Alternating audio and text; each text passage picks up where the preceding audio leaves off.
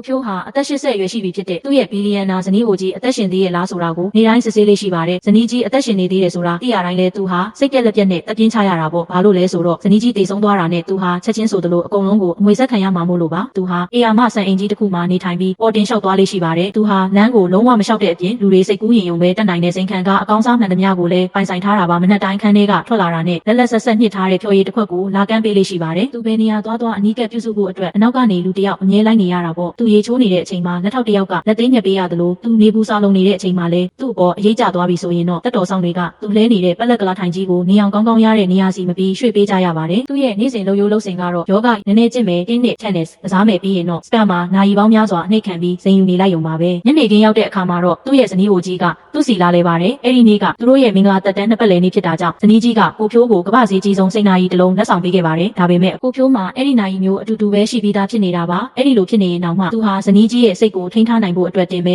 တကယ်ကိုရင်ထဲကလှိုက်လဲဝမ်းသာပီတိဖြစ်သွားတဲ့ပုံစံမျိုးနဲ့အတင်းပဲဟန်ဆောင်ပြုံးပြလိုက်ရပါတော့တယ်